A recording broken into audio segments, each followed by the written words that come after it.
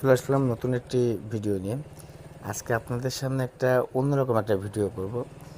অন্যরকম একটা রাস্তা দিয়ে যাব।